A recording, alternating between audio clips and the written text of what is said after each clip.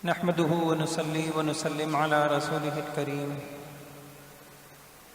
میرے بھائیوں، بہت اہم نشستیں ہیں سوال کرنے سے متعلق۔ دین کا سوال کرنا، دین سیکھنا۔ ہمارا دین اتنا زبردست ہے، اس میں سیکھنے بھی سکھایا گیا ہے کہ سیکھنا کیسے ہے۔ اگر کوئی اس طریقے سے سیکھنا شروع کر دے جس طریقے سے شریعت نے نہیں بتایا تو اس کا انجام بدعت ہے، اس کا انجام کفر ہے، اس کا انجام دین سے نکلنا ہے۔ بہرحال بات یہاں سے شروع ہوئی تھی کہ سوال تو کرنا پڑے گا، دین سیکھنا پڑے گا، دین کسی نہ کسی سے تو پوچھنا پڑے گا، خاص طور سے ان لوگوں کو جو اپنی پوری زندگی فارغ نہیں کر سکے دین کے لیے، تو ان کو پوچھنا پڑے گا۔ یہ دنیا کا اصول ہے۔ دو قسم کے لوگ ہوتے ہیں دنیا میں ہر فن میں، ایک ماہرین فن، ایک غیر ماہر۔ تو ماہر بتائے گا، غیر ماہر پوچھے گا۔ مثلا مجھے علاج کرانا ہے، میں ڈاکٹر نہیں ہوں، تو طب کے شعبے کا ماہر ڈاکٹر ہے، ڈاکٹر بتائے گا، وہ جو کہے گا مجھے ماننا ہوگا۔ یہی حال دین میں بھی ہے۔ تو میں یہ عرض کر رہا تھا کہ دین کا سوال کرنا ہے، اور اس میں یہ بات الحمدللہ آپ کے سامنے عرض کی تھی کہ سوال کے بغیر علم نہیں آئے گا۔ علم کی چابی ہے، جو پوچھتا رہے گا اللہ پاک اس کو اللہ تعالیٰ علم نافع دیں گے، اور اس میں شرمانا نہیں ہے، اس میں تکبر نہیں کرنا، اس میں اگر روب ہے کسی کا تو خود نہیں پوچھ سکتا، کسی کے ذریعے سے پوچھوا لے۔ اچھا، دوسری بات میں نے عرض کی تھی، ہمیں دین میں یہ بھی سکھایا کیوں سیکھنا ہے، کیوں پوچھنا ہے۔ تو کسی کو چپ کرانے کے لیے، کسی کو خاموش کرانے کے لیے، کسی کو ذلیل کرنے کے لیے، کسی پر اپنے علم کی اور روب بٹھانے کے لیے شریعت میں بہت سخت وعیدیں ہیں، میں نے عرض کر دیا تھا۔ اس کے بعد ایک اہم ترین بات چل رہی تھی، کن سے پوچھنا ہے۔ یہاں جو غلطی کر جائے گا اور جس نے اللہ شریعت نے جو بتایا ہے اس طریقے سے نہیں کرے گا تو وہی قصوروار ہوگا، اس ملامت اسی پہ ہوگی۔ اب میں نے آپ سے اگر ہم ایک لفظ میں کہیں تو ہم یوں کہیں گے، جن کا علم شریعت کی نگاہ میں معتبر ہے، جن کے علم پر شریعت اعتماد کرتی ہے، آپ ان سے مسئلہ پوچھیں گے۔ جن کے آپ کو قرآن کی آیت پوچھنی ہے، آپ کو قرآن کی تفسیر پوچھنی ہے، آپ حدیث کا مطلب پوچھنا ہے، آپ کو دین کا مسئلہ پوچھنا ہے، حج کا پوچھنا ہے، عبادت کا پوچھنا ہے، کاروبار کا پوچھنا ہے، آپ ان سے پوچھیں گے جن کے علم پر شریعت نے اعتماد کیا ہے۔ اب سوال یہ پیدا ہوگا کہ ہمیں قرآن حدیث سے بتایا جائے کہ شریعت کن کے علم پر اعتماد کرتی ہے، تو دو اور دو چار کی طرح بات بالکل واضح ہے۔ پہلی بات یہ ہے، میں نے آپ سے عرض کیا تھا ذاتی مطالعہ کافی نہیں ہے، آپ استاد سے پوچھیں گے، میں نے پڑھا تھا، میں یہ سمجھا نہیں، یہ کہیں بھی نہیں ہوتا۔ دوسری بات، استاد غیر مسلم نہ ہو، غیر مسلموں کا سکھایا ہوا نہ ہو، ان سے پڑھا ہوا نہ ہو، اس کے علم پر اعتماد نہیں کیا جا سکتا، اور یعنی یہی کہا جائے گا کہ یہ سکھائے ہوئے ہیں، یہ گمراہ کرنے کے لیے بھیجے گئے ہیں۔ نمبر 3، آج میں عرض کرتا ہوں، استاد کا علم بھی ہم یہ بھی دیکھیں گے، یہ جو استاد بنا ہے اور بہت مہارت ہے اور بہت اچھا ہمیں لگ رہا ہے، ہم اس کا علمی سلسلہ نسب پوچھیں گے۔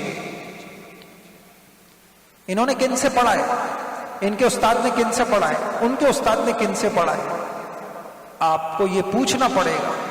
اگر آپ نے یہ کام نہیں کیا تو شریعت کے خلاف ورزی کی۔ حدیث میں ہے، مسلم حدیث کی کتاب ہے، اس کا مقدمہ ہے، امام مسلم رحمۃ اللہ علیہ نے اس مقدمے میں دین سیکھنے کی بنیادیں بتائیں۔ فرمایا، عبداللہ ابن مبارک رحمۃ اللہ علیہ فرماتے ہیں، الاسناد من الدین لولا الاسناد لقال ما شاء من شاء۔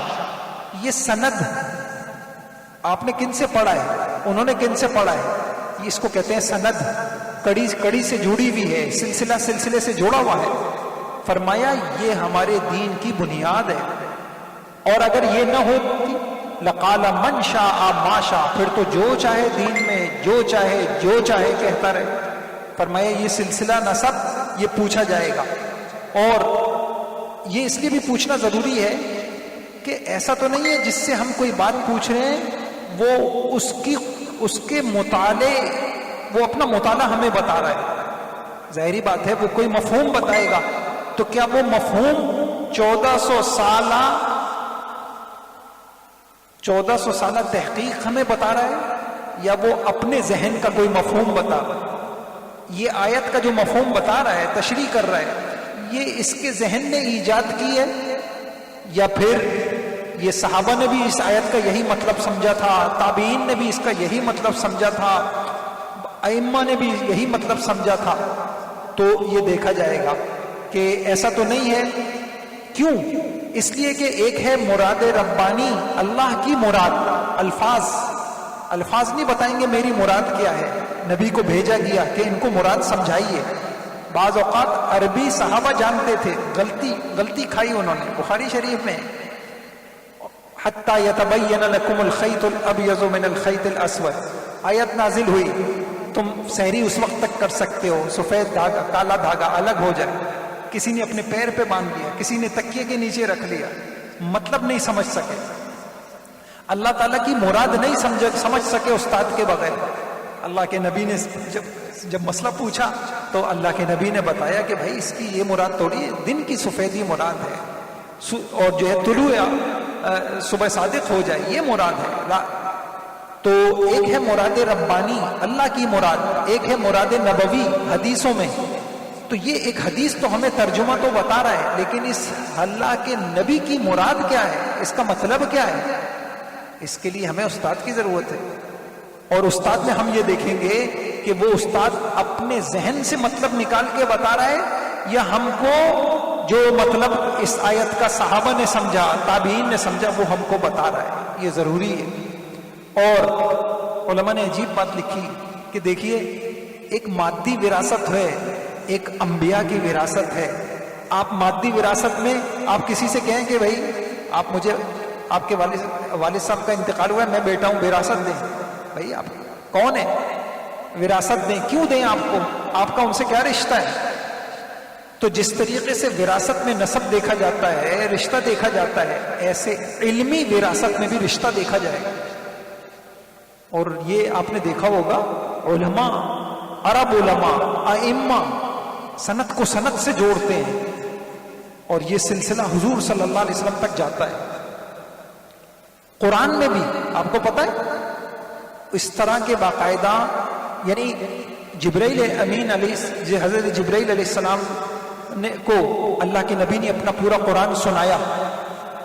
اللہ نے جبرائیل علیہ السلام کو، جبرائیل علیہ السلام نے اللہ کے نبی کو قرآن سنایا، صحابہ نے اللہ کے نبی کو قرآن سنایا، تابعین نے صحابہ کو سنایا۔ یہ سلسلہ آج بھی اجازہ کے کورس ہوتے ہیں باقاعدہ، کہ پورا، ابھی یہاں کراچی میں بھی ہوتے ہیں اجازہ، یعنی آپ ایک ماہر قرآن کو، جو بہت ہی زیادہ ماہر ہیں، ان کو، آپ حافظ ہیں، آپ اپنا پورا قرآن سنائیں گے، جس میں ایک غنہ نہیں چھوڑیں گے، ایک مد نہیں چھوڑیں گے۔ الحمدللہ علماء امین ہیں اس علم کے، اور وہ آپ اپنا قرآن پورا ایسے سنائیں گے، پھر وہ آپ کو اجازت دیں گے کہ ہاں میں اجازت دیتا ہوں کہ آپ نے مجھے قرآن سنایا ہے۔ اور یہ سلسلہ چلتا چلا جا رہا ہے۔ حضور علیہ السلام سینے سے نور نکلتا ہے، علم کا نور منتقل ہوتا ہے۔ تصوف میں بھی سلسلہ ہے، آپ نے اپنی تربیت کرائی ہے، آپ کو کسی نے اجازت دی ہے، ان کو اجازت دی ہے، اس سلسلے میں کوئی آتا ہے، حضور علیہ السلام کے سینے سے یہ سلسلہ جوڑتا ہے۔ علم میں بھی، حدیثوں میں آپ نے دیکھا، عرب علماء ہمارے کتنے مشائخ ہیں، مولانا تقی عثمانی صاحب ہیں، ائمہ حرمین، ان سے اجازت حدیث لیتے ہیں۔ آپ نے جو حدیث پڑھی ہے آپ اس کی اجازت ہم کو دیں، تاکہ ہمارا سلسلہ جڑ جائے حضور علیہ السلام سے۔ تو یہ سلسلہ جڑے بغیر جو علم لے گا اس کا علم صحیح نہیں ہے، اور یہ وراثت نبیوں کی وراثت نہیں ہے۔ آپ خود سوچئے کہ جس نے اپنے سلسلے کو انجینئرنگ کالج سے نہیں جوڑا، آپ اس کو انجینئر ماننے کے لیے تیار نہیں ہے، کتنا قابل ہو۔ جس نے جس ڈاکٹر، جو ایک آدمی طبیب بن کے بیٹھا ہوا ہے اور اس نے اپنے سلسلے کو طب کالج سے جوڑا نہیں ہے، آپ اپنا جسم اس کے حوالے کرنے کے لیے تیار نہیں ہے، کتنا قابل ہو۔ حتیٰ کہ اگر آپ نے یہ دیکھ لیا کہ یار اس کے پاس فن ہے اور اس نے کئی لوگوں کا علاج کیا، ان کو فائدہ بھی ہو گیا، پر پھر بھی سمجھدار آدمی اپنا علاج نہیں کرائیں گے۔ کیوں نہیں کرائیں گے؟ احتمال ہے، احتمال ہے کہیں غلطی کر بیٹھے گا، بہت بڑی غلطی کر بیٹھے گا۔ ایسے ہی ایک آدمی آپ نے دیکھا کہ وہ علم کی باتیں کر رہا ہے، اس کے بات سے فائدہ بھی ہو رہا ہے لوگوں کو، آپ کہیں گے نہیں کتنوں کی زندگی بدل گئی۔ نہیں، آپ کو یہ دیکھنا پڑے گا اس کا سلسلہ علمی کس سے جڑا ہوا ہے۔ کہیں بھی اتنی بڑی غلطی کر بیٹھے گا، یہ غلط بیان کر دے گا، یہ اللہ کی مراد نہیں ہوگی یہ بتا دے گا، یہ اپنے نفس کی مراد کو اللہ کی طرف منسوب کر دے گا، تو یہ دیکھنا پڑے گا۔ پھر اس کے ساتھ ایک بات، تیسری بات عرض کرتا ہوں، مسلمان ہو اور استاد کا سلسلہ نسب جڑا ہوا ہو، ہمیں پتا ہو اس کا ان کے استاد کون تھے، ان کے۔ تیسری بات، فن کا ماہر ہو، فن کا ماہر ہو۔ دیکھیے دنیا کا اصول ہے ہر فن اس کے ماہر سے سیکھا جاتا ہے، تو دین کیوں اتنا لاوارث ہو گیا؟ جس کی داڑھی ٹوپی دیکھی اس سے پوچھ بیٹھے مسئلہ بتا دو۔ حتیٰ کہ دور نبوی میں بھی ہر صحابی مسئلہ نہیں بتاتا تھا۔ آپ کتابیں پڑھیں، فقہا مسئلہ بتانے والے الگ، حدیث سمجھانے والے الگ۔ بخاری شریف کی روایت ہے، اللہ کے نبی نے کہا کہ جس کو قرآن سیکھنا ہو 4 آدمیوں سے سیکھے۔ تو کیا حضور کے صحابہ 4 تھے؟ نہیں، قرآن کے ماہرین تھے۔ فرمایا عبداللہ ابن مسعود سے سیکھے رضی اللہ کروڑوں رحمتیں نازل فرمائے۔ اور جس کو سیکھنا ہو سالم مولا ابی حذیفہ سے سیکھے، اور جس کو سیکھنا ہو ابی ابن کعب سے سیکھے، اور جس کو سیکھنا ہو معاذ ابن جبل سے سیکھے۔ بخاری شریف کی روایت ہے۔ تو یہ حدیث ہمیں کیا سکھا رہی ہے کہ فن والوں سے سیکھا جاتا ہے، قرآن کے ماہروں سے قرآن سیکھا جائے گا، جن کی زندگیاں لگ گئی قرآن کے اوپر ان سے سیکھا جائے گا قرآن، حدیث ان سے سیکھی جائے گی جن کی زندگیاں حدیثوں کے اوپر لگ گئی۔ اور آپ دیکھیے قرآن سے بھی یہ اصول پتہ چلتا ہے۔ کیسے؟ یہ 16ویں پارے میں قصہ ہے موسیٰ علیہ السلام کا اور حضرت خضر کا۔ آپ لوگوں نے سنا ہوگا، موسیٰ علیہ السلام سے ایک سوال کر بیٹھتے ہیں۔ بخاری میں بھی یہ روایت ہے کہ اس روئے زمین پہ اعلم الناس کون ہے، جس کو سب سے زیادہ علم ہے؟ موسیٰ علیہ السلام کہہ دیتے ہیں کہ میں ہوں۔ ظاہری بات ہے نبی تھے، نبی سے بڑا علم کس کا؟ لیکن اللہ کو یہ بات بھی پسند نہیں آئی، یوں کہہ دیتے اللہ عالم، اللہ کو زیادہ پتہ ہے۔ کہا نہیں، ایک بندہ اور بھی ہے، اس کا ان کی نشانی بتائی جاتی ہے حضرت خضر کی۔ اور موسیٰ علیہ السلام علم کے شوق، اللہ اکبر، کتنا علم ہوگا موسیٰ علیہ السلام، لیکن علم کے لیے اتنا سفر کرتے ہیں۔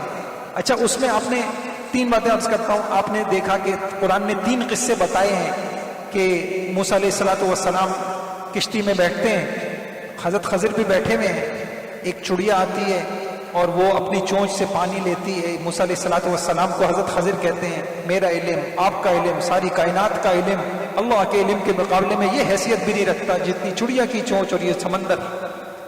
پھر آگے وہ ایک جگہ جاتے ہیں، کشتی سے اترتے ہیں، ساحل پر ایک معصوم بچہ نظر آتا ہے، حضرت خضر اس کی گردن موڑ کے اس کو مار دیتے ہیں۔ موسیٰ علیہ السلام پوچھتے ہیں سوال، بتائیں یہ کیا کیا آپ؟ پھر آگے جاتے ہیں اور پھر ایک بستی ہے، وہاں ہوٹل تو ہوتے نہیں تھے، مہمان کہتے ہیں کہ بھئی ہم مسافر ہیں، کچھ کھانے کو دے دو، کہتے ہیں نہیں دیں گے۔ ان کے یہاں ایک دیوار ٹیڑھی ہو رہی ہوتی ہے، بغیر کسی اجرت کے، بغیر کسی پیسے کے ان کی دیوار سیدھی کر دیتے ہیں۔ اب موسیٰ علیہ السلام سے رہا نہیں گیا، اب میں اگلا جملہ آپ کو سنانا چاہ رہا تھا، بخاری شریف کی روایت ہے۔ حضرت خضر کتنی عجیب بات کہتے ہیں، یہی اصول ہم کو سمجھاتے ہیں کہ دیکھو ہر فن کا ماہر الگ ہوتا ہے۔ حضرت خضر کہتے ہیں، بخاری شریف کی روایت ہے کہ یا موسیٰ انک علی علم من علم اللہ علمکہ اللہ لا اعلمہ، وَأَنَا عَلَىٰ عِلْمٍ مِّنْ عِلْمِ اللَّهِ عَلَّمَنِي اللَّهُ لَا تَعْلَمُ. اے موسیٰ، آپ کو اللہ نے ایک علم دیا ہے، وہ میرے پاس نہیں ہے، اور مجھے ایک علم دیا ہے، وہ آپ کے پاس نہیں ہے. آپ کے پاس علم شریعت ہے، میرے پاس تکوینیات کا علم ہے، کائنات کے راز ہیں. وہ علم آپ کو نہیں پتا، مجھے پتا ہے. وہ علم اللہ نے مجھے دیا ہے، اس علم میں آپ میرے محتاج ہو.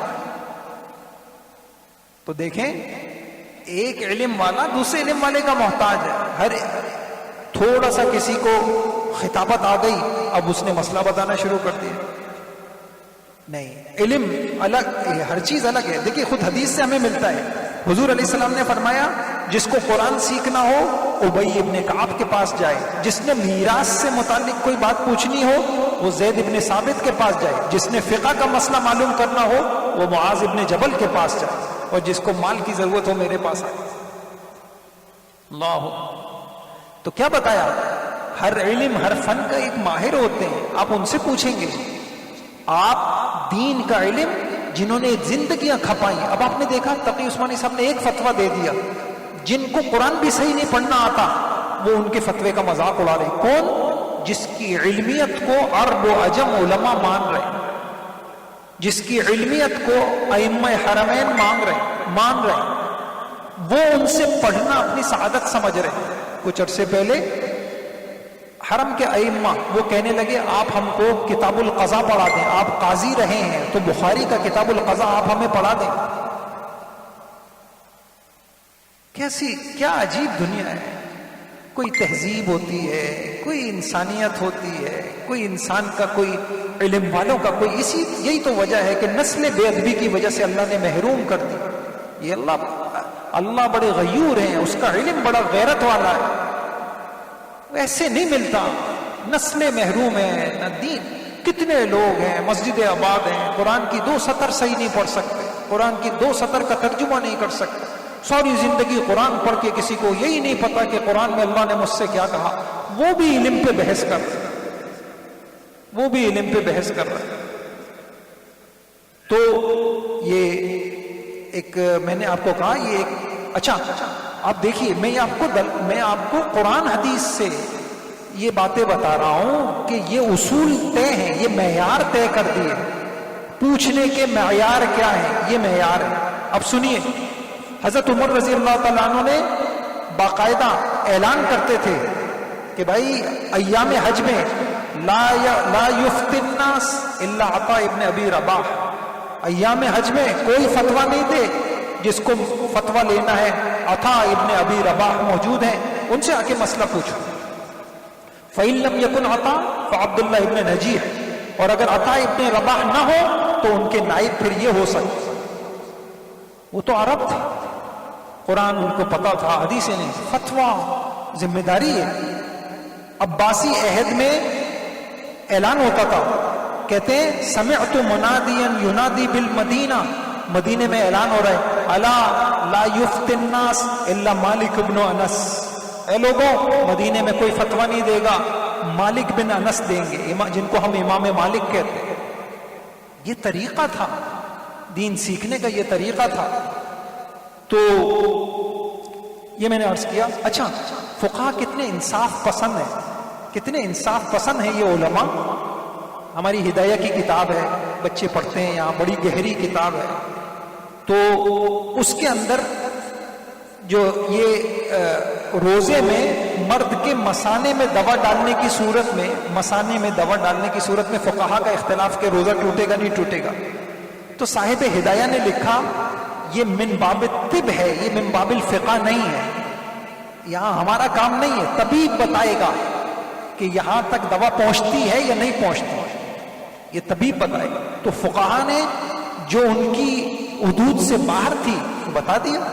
اسی طرح علماء نے لکھا ہے، جیسے ایک بڑا ایک کنواں ہے اور مسلسل اس میں پانی نکل رہا ہے، اس کنویں میں کوئی جانور پھول پھٹ کے مر جاتا ہے. اب اس کنویں سے تو جتنا پانی آپ نکالیں گے پھر آ جائے گا. تو کہہ دیا کنویں کے ماہر کو بلاؤ، ان سے پوچھو کہ ان کا اندازہ معتبر ہوگا، وہ بتائیں گے کہ اتنا پانی آپ نکال دیں جس کے بعد یہ سمجھا جائے گا کہ اس کنویں کا آپ نے تقریباً سارا پانی نکال دیا. اصولی سی بات ہے. لیکن دین ایک لاوارث ہے کہ جس کا جی چاہتا ہے اور جو چاہتا ہے بڑے بڑے حکم لگاتا پھرتا ہے اور جو چاہے جس کے اوپر اعتراض کر دے. تو یہ میں نے آپ سے عرض کیا کہ علم سیکھا جائے گا، علم کے ماہروں سے سیکھا جائے گا جنہوں نے زندگیاں کھپائی ہیں، اور ان سے پوچھا جائے گا، ان کی بات پر اعتماد کیا جائے گا اور ان سے علم لیا جائے گا. اور اگلی بات یہ ہے کہ یہ بہت اہم بات ہے جو میں آپ سے عرض کر رہا ہوں. اگر یہ بات انشاءاللہ سمجھ میں آ گئی، عام لوگ کہتے ہیں کہ جی ہم کیا کریں، ہر ایک کہتا ہے کہ میں ہی صحیح ہوں، تو ہمیں یہ دین ہمیں اندھیرے میں نہیں رکھا. تو میں کچھ علامتیں آپ کے سامنے رکھتا ہوں قرآن سے، حدیثوں سے. اگر یہ علامتیں آپ کسی میں محسوس کریں، آپ ان سے سمجھ جائیں یہ ڈاکو ہیں، یہ ایمان کے ڈاکو ہیں، آپ ان سے علم نہ سیکھیں. اچھا، سب سے پہلے تو میں یہ آپ کو بتاتا ہوں کہ اللہ کے نبی نے خود کہا تھا گمراہ کرنے والے آئیں گے، جھوٹے آئیں گے، تمہارا کام ہے بچو، تمہارا کام ہے بچو. تم اپنے جسم کی حفاظت کرتے ہو اور تحقیق کرتے ہو، تم اپنے ایمان کی حفاظت کرو. اللہ کے نبی نے کہا، ابو داؤد میں، ترمذی میں، ابن ماجہ میں، سب جگہ یہ حدیث ہے، انما اخاف علی امتی الائمہ المضلین. مجھے گمراہ لیڈروں سے کا خوف ہے کہ دین کے نام پہ کہیں بھٹکا نہ دے میری امت کو. ایک روایت میں کہا کہ لغیر الدجال، مجھے دجال سے زیادہ خوف ان سے ہے جو میری امت کو کہیں گمراہ نہ کر دیں. اور مختلف روایتیں ہیں. ایک روایت میں کہا کہ جھوٹے آئیں گے اور عجیب عجیب حدیثیں تم کو سنائیں گے جو تم نے بھی نہیں سنی ہوگی، تمہارے باپ دادا نے نہیں سنی ہوگی. فرمایا فَإِيَّاكُمْ وَإِيَّاهُمْ، خبردار بچنا ان سے. تو یہ بچنے کا حکم ہے. اور ایک روایت میں ہے انظروا من تجالسون وعمن تأخذون، دیکھ لیا کرو کن کی صحبتوں میں بیٹھ رہے ہو، کن سے دین لے رہے ہو. اور عجیب بات بتائی کہ بسا اوقات شیطان انسان کی صورت میں آتا ہے، آخری زمانے میں آئے گا اور کہے گا حدثنا اخبرنا، اور پھر غائب، پتہ ہی نہیں چلے گا کہ یہ کون تھا، بیان کرنے والا کیا ہے. اب میں آپ کو 4-5 چند علامتیں بتا دیتا ہوں، اور ان علامتوں کو قرآن حدیث سے ہی نکالا ہے. انشاءاللہ ان علامتوں والوں کو نہ سننا ہے نہ پڑھنا ہے، ان سے بچنا ہے. نمبر 1، جن کی باتوں میں یا ان کے عمل میں یا ان کی تعلیمات میں شخصیات کی عقیدت، تعظیم، محبت میں غلو پایا جاتا ہے. دیکھیے میں نے آپ کو پہلے کہا تھا کہ دین دونوں ہے، کتاب اللہ بھی ہے اور رجال اللہ بھی ہے. شخصیتوں کے بغیر ہم کیسے سمجھیں گے؟ کتاب تو نہیں بتائے گی کہ اس کا میرا یہ مطلب ہے، تو شخصیت سے ہم مستغنی تو نہیں ہو سکتے. شخصیتیں ضروری ہیں، لیکن آپ دیکھیں گے کہ ایسے کچھ لوگ ملیں گے جو شخصیتوں کو سجدے ہو رہے ہیں، شخصیتوں کی بات کو حرف آخر سمجھا جا رہا ہے. آپ قرآن بتا دیں، وہ کہیں گے نہیں ہمارے حضرت نے یہ کہا ہے. آپ دیکھ لیں، اب تو کوئی چیز ڈھکی چھپی نہیں ہے. نیٹ آنے کے بعد شخصیتوں کو سجدے ہو رہے ہیں. تو جن کی باتوں میں شخصیتوں کی عقیدت میں، کسی نے اچھی بات کہی،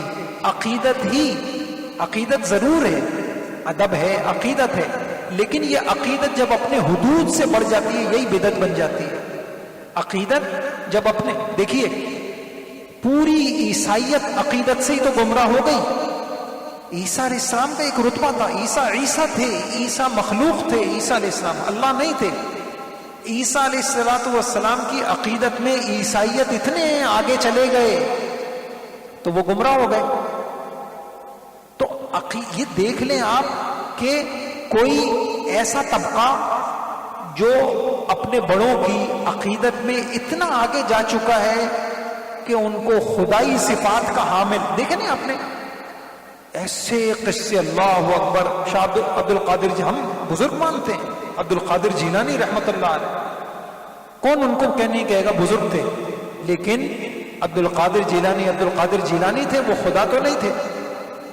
اب کوئی شخصیتوں کی عقیدت میں اتنا آگے بڑھ جائے کہ ان کو ایسی صفات، ان کا ہمارے حضرت کو سب پتا ہے، ان کو غیب کا بھی پتا ہے، ان کو یہ بھی، بھائی غیب کا حضور کو نہیں پتا تھا.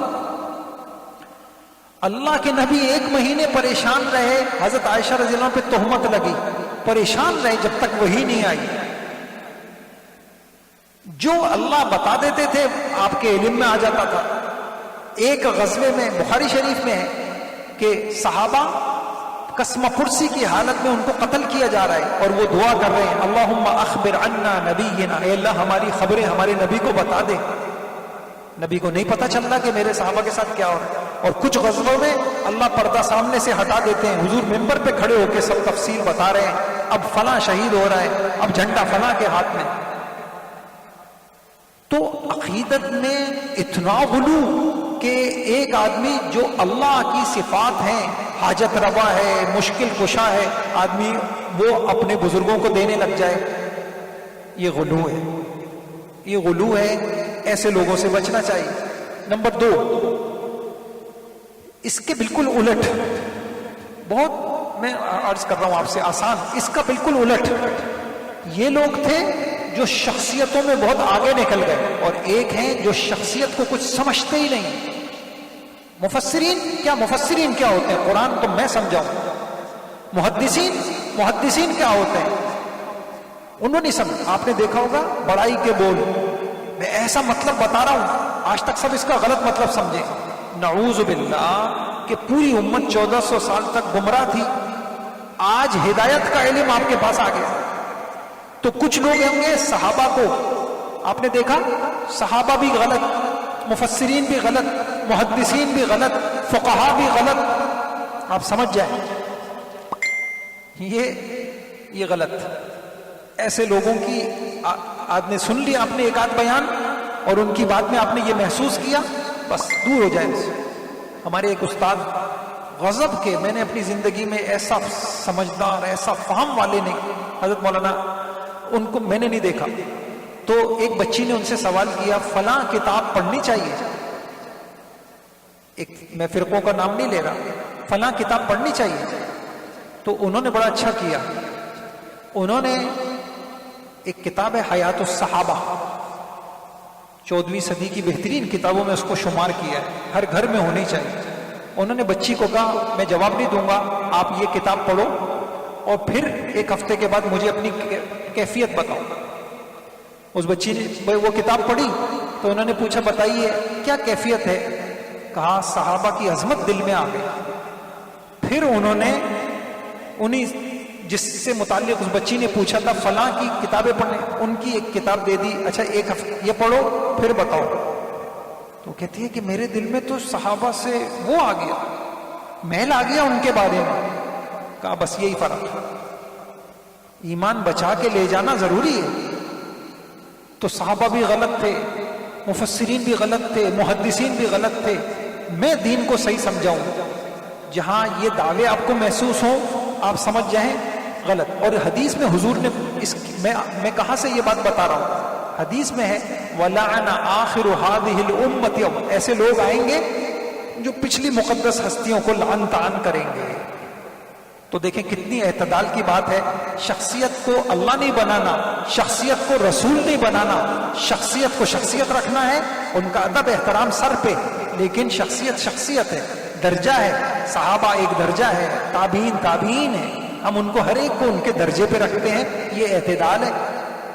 اور شخصیت کو ان کے درجے سے گھٹانا بھی نہیں ہے. جن کی زندگیوں پہ اور ساری 1400 صدیوں میں لوگ اعتماد کرتے رہے، ایک نیا آگے کہتا ہے کہ یہ نہیں سمجھے تھے قرآن تو میں سمجھاؤں، یہ بھی غلط ہے. ایک تیسری علامت آپ کو بتاتا ہوں اور قرآن سے بتاتا ہوں. آل عمران کی آیت ہے هو الذی انزل علیک الکتاب منہ آیات محکمات ہن ام الکتاب. قرآن میں 2 طرح کی آیتیں ہیں، ساری قرآن ایک محکم آیتیں ہیں اور ایک متشابہ ہیں. متشابہ وہ آیتیں ہوتی ہیں جن کا مفہوم کچھ غیر واضح ہوتا ہے. محکم آیتیں 2 اور 2 4. تو بہت آسان علامت آپ کو قرآن نے کہا فَأَمَّا الَّذِينَ فِي قُلُوبِهِمْ زَيْغٌ، جن کے دل ٹیڑے ہوتے ہیں، ہدایت سے دور ہوتے ہیں، وہ محکم آیتوں پہ بات نہیں کریں گے، وہ متشابہ آیتوں کو لیں گے. وہ مجمع میں صاف ستھرا دین نہیں بیان کریں گے، وہ والی باتیں جو گول مول باتیں ہیں وہ لیں گے، غیر واضح. اچھا، یہ بڑی عجیب بات ہے. کیوں کہ ایسا کرتے ہیں وہ لوگ؟ اس لیے کہ محکم سے کسی کو گمراہ کرنا مشکل ہے، متشابہ آیتوں سے گمراہ کرنا آسان ہے. ایک آیت ایک اپنا صاف مطلب رکھتی ہے، آپ اس میں اپنا مطلب شامل نہیں کر سکتے. کوئی کہے گا یار یہ کیسے مطلب بیان کر رہے ہیں؟ ایک آیت تھوڑی مبہم ہے، اب وہ اپنے مطلب اس مبہم آیت میں شامل کرے گا تاکہ اپنی مراد کو اللہ کی مراد بیان کر کے گمراہ کرے لو. تو آپ خود دیکھ لیجئے کہ جن لوگوں کی نشستوں کے اندر صاف بھائی دیکھیں، بعض لوگ آپ کو ملیں گے نماز پڑھو، اس میں کیا ہے؟ سب کو پتہ ہے نماز کا حکم، اخلاقیات اختیار کرو فلاں. اور بعض لوگ ہمیشہ ایسی آیتوں کو لیں گے.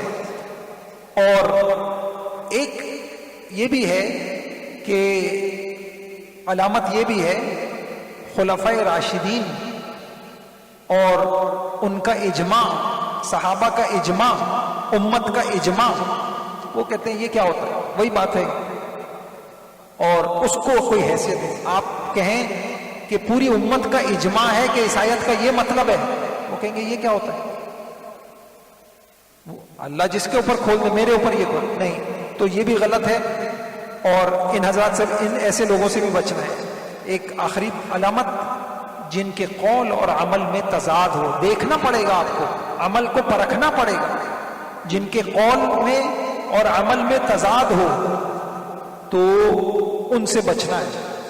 جو ہدا پر ہوا کو ترجیح دیتے ہوں اور دنیا کو آخرت پر ترجیح دیتے ہوں. حضور صلی اللہ علیہ وسلم نے فرمایا کہ مسلم کی روایت ہے، ایسے لوگ آئیں گے یقولون ما لا یفعلون ویفعلون ما لا یؤمرون، جن کی قول کچھ ہوگا، عمل کچھ ہوگا. ایسوں سے دین نہیں سیکھ. اچھا، کتنی حیران کن بات، کاش ہم نے حدیثیں پڑھی ہوتی. ایک شخص آتے ہیں حضرت حذیفہ کے پاس، کہتے ہیں کہ مجھے کوئی ایسی شخصیت بتائیے، بخاری میں ہے، بخاری شریف میں، مجھے ایسی شخصیت بتائیے جو عمل میں حضور کے مشابہ ہو، میں دین سیکھنا چاہتا ہوں. میں نے کہا دیکھو کتنی واضح بات ہے. صحابہ کو پتا تھا دین عمل والوں سے سیکھا جاتا ہے، باتوں والوں سے نہیں سیکھا جاتا. تو کیا کہہ رہے ہیں؟ مجھے ایسی شخصیت بتائیے جو اتباع سنت میں حضور کے بہت مشابہ ہو، اور ایک ایک سنت کو حضور کی میں. کیوں؟ آگے کہتے ہیں کہ میں دین سیکھنا چاہتا ہوں. تو دین سیکھنے میں دیکھنا پڑے گا حلیہ کیا ہے، لباس کیا ہے، اس کا عمل کیا ہے، اس کے دن کیا ہیں، اس کی رات کیا ہے. آپ کہتے ہیں کہ نہیں بس یہ بھائی یہ مت دیکھو. کیسے نہیں دیکھو؟ جو اپنے اوپر دین نہیں وہ نافذ کر سکا، وہ کس بات کیسے امید کی جا سکتی ہے کہ آپ کو صحیح دین بتائے گا؟ اس دین میں ملاوٹ نہیں ہوگی. تو یہ بھی دیکھا جائے گا. اور ترمذی کی روایت ہے آخری زمانے میں کچھ ایسے لوگ آئیں گے جو دین کے ساتھ دنیا کے طلبگار ہوں گے. وہ لوگ اپنی سادگی نرمی دکھانے کے لیے بھیڑ کی کال پہنیں گے. ان کی زبانیں شکر سے زیادہ میٹھی ہوں گی جب ان کے دل بھیڑیوں کی طرح ہوں گے. اللہ نے فرمایا کیا یہ لوگ مجھ پہ غرور کرتے ہیں؟ یہ جری ہوتے ہیں. خدا کی قسم ان کو ایسے فتنے میں مبتلا کروں گا، عقل مند آدمی حیران رہ جائے گا. دین سے دنیا کمانے والے. ایک آخری علامت، جن کی باتوں میں جھگڑا ہے، بحث، ان سے بھی بچنا چاہیے. بحث، میں حدیث بتاتا ہوں، ترمذی میں، ابن ماجہ میں روایت ہے ما ظن قوم بعد هدى كانوا عليه الا اوتوا عليه الجدل. ہدایت کے بعد اگر کوئی قوم گمراہ ہوئی ہے تو آپ اس کا ایک بڑا سبب بحث مباحثہ، بحث مباحثہ، بحث مباحثہ. آپ ان کی نشست میں بیٹھیں تو آپ ایک ذہن لے کے اٹھیں گے کہ اب مجھے بھی یہ بحث کرنی ہے. آپ بس سمجھ جائیں ایسے لوگوں سے دین نہیں سیکھ. آپ ایسی نشست میں بیٹھیں، آپ یہ ذہن لے کے اٹھیں آخرت ہے، سنوارنا ہے اپنے آپ کو، دنیا کی محبت نکالنی ہے، اللہ کا تعلق سیکھنا ہے. اور فکر آخرت کرنی ہے، حلال پہ آنا ہے، نفس پرستی سے نکلنا ہے، آپ یہ تعصب لے کے نکلیں، بہت مبارک۔ اور آپ جن کی نشستوں کے بعد آپ کا بھی آہستہ آہستہ رفتہ رفتہ بحث مباحثے کا ذہن بن رہا ہو تو سمجھ جائیں کہ غلط راستہ ہے، اور میں یہ راستہ غلط راستہ ہے۔ اب بس تقریباً میری بات یہ والا سوال پورا ہو گیا، میں انشاءاللہ تھوڑا موضوع بدل دوں گا ورنہ میں اس کو بھی کافی آگے تک لے جانا چاہتا تھا۔ یہاں ایک سوال ہوتا ہے کہ آپ نے ہمیں کہا کہ علم سیکھنے کے لیے یہ تحقیق ضروری ہے کہ میں یہ دیکھوں کہ اس کا علم شریعت میں معتبر ہے یا نہیں۔ اچھا فرض کر لیجئے کوئی یہ تحقیق نہیں کرتا تو اب اس کا کیا حکم ہے؟ تو میں کتابوں سے دیکھ رہا تھا، مفتی شفیع صاحب رحمۃ اللہ علیہ نے سماعون للکذب میں یہ یہودوں کی خصلت لکھی، فتوے کی کتابیں ہیں، اس کے اندر حکم لکھا ہے۔ حضرت نے کہا اس قدر تحقیق کرنا فرض ہے جتنی آپ ایک علاج کرانے والا جتنی ڈاکٹر کی تحقیق کرتا ہے اتنی تحقیق فرض ہے۔ آپ کیا کرتے ہیں؟ یار بہت عرصے سے بخار ہے، اتر نہیں رہا، کوئی بتائیں۔ کوئی کہتا ہے یار میں فلاں ماہر ڈاکٹر ہے، فلاں اسپتال میں ایک بیٹھتے ہیں، پھر ادھر ادھر تحقیق کی، پھر دیکھا آپ نے کہ ان کے تحقیق کرتے ہیں۔ کہا اس قدر تحقیق، اور فتوے کی کتابوں میں لکھا ہے 3 تیر، کچھ آپ کو اپنے ذاتی تجربے سے ہو جائے گی کہ ہاں بھائی اس بندے کی زندگی میں نے دیکھی ہے، اس کا علم دیکھا ہے، اور میرا ذاتی تجربہ یہ کہتا ہے کہ یہ بندہ انشاءاللہ دین کے نام پہ دنیا دار نہیں ہے۔ کچھ ذاتی تجربہ۔ نمبر 2، یا کوئی آپ اس زمانے کے علماء اعتبار کرتے ہیں، آپ ان سے پوچھ سکتے ہیں۔ تو اب مسئلہ کیا ہے؟ اگر کسی نے اس تحقیق کے بغیر دین سیکھا، کوئی مسئلہ پوچھا اور بتانے والے نے غلط بتا دیا، اب کیا حکم ہو؟ تو علماء نے لکھا ہے اگر تحقیق کے بغیر آپ نے پوچھا اور جواب دینے والا اہل نہیں تھا تو دونوں قصوروار ہوں گے، دونوں گنہگار ہوں گے، اور اگر کوئی نقصان ہو جاتا ہے تو دونوں ضامن بھی ہوں۔ نہیں، عجیب لکھا ہے، تو پوچھنے والا ضامن ہوگا کیونکہ آپ نے غلط طریقہ اختیار کیا۔ اچھا، دوسرا طریقہ یہ ہے کہ آپ نے اپنی سی پوری تحقیق کی اور سامنے جواب دینے والا بھی غلط نہیں تھا لیکن غلط فتویٰ دے بیٹھا، تو علماء نے پھر 4 باتیں لکھی، 3-4 باتیں لکھی ہیں۔ جان بوجھ کے غلط نہیں دیا، اور باقاعدہ غور فکر کر کے اللہ کا حکم بتایا، ایسا نہیں بس ٹرخایا نہیں۔ اور تیسرا، وہ کوئی بہروپیہ نہ ہو، مفتی بن بیٹھا ہو، وہ باقاعدہ ایسا نہ ہو کہ اس نے شکل ہی ایسی بنائی تھی کہ آپ دھوکے میں آ گئے، ایسا اپنے آپ کو مشہور کیا تھا۔ تو اب اس صورت میں پھر وہ دونوں گناہگار نہیں ہوں گے۔ مفتی اس لیے گناہگار نہیں ہوگا کہ اس نے اللہ کا حکم بتانے کے لیے پوری تحقیق کی تھی، غلطی ہو گئی، ہو سکتا ہے غلطی ہو گئی، اس نے پوری تحقیق کی تھی، اس نے کوئی کوتاہی نہیں کی تھی۔ تو اللہ تعالیٰ ہم سب کو عمل کی توفیق عطا فرمائے۔ یہاں میں انشاءاللہ اس موضوع کو روک کے اب پھر میں انشاءاللہ ہماری بات جہاں سے چلی تھی اگلی نشستوں میں وہ عرض کروں گا۔ یہ ایک اہم بات تھی۔ پھر یہ والا جو موضوع آگے باقی ہے، کب سوال کرنا چاہیے، یہ بڑا عجیب ہے، کب سوال کرنا چاہیے اور کیسے سوال کرنا چاہیے، یہ اس میں آداب ہمیں قرآن حدیث میں کیا سکھائے گئے، اور یہ سارے انشاءاللہ پھر کبھی انشاءاللہ عرض کروں گا۔ تو یہ تقریباً ہمارے سامنے یہ باتیں آ گئی ہیں۔ اللہ تعالیٰ مجھے بھی اور ہم سب کو عمل کی توفیق عطا فرمائے، اور انشاءاللہ اگلی نشستوں سے پھر وہی اسی موضوع کو لے کے چلیں گے۔ سبحان اللہ و بحمدہ، سبحان اللہ العظیم۔ اللہم صلی وسلم علی نبینا محمد۔ اے اللہ فکر آخرت ہم سب کو نصیب فرما، علم نافع نصیب فرما۔ اے اللہ وہ علم جو ہمیں دنیا میں بھی کام آئے، موت کے وقت کام آئے، قبر حشر میں کام آئے، اے اللہ ایسا علم نافع ہم سب کو نصیب فرما۔ وہ علم اے اللہ جو ہمیں آپ کی پہچان کرا دے، وہ علم جو ہمیں آپ کے قریب کر دے، اے اللہ وہ علم جس سے ہمیں اللہ کے نبی کی سنتوں کا علم ہو، اور ہم اے اللہ ہماری سوچیں بدلیں، ہمارے جذبے بدلیں، ہماری نیتیں بدلیں۔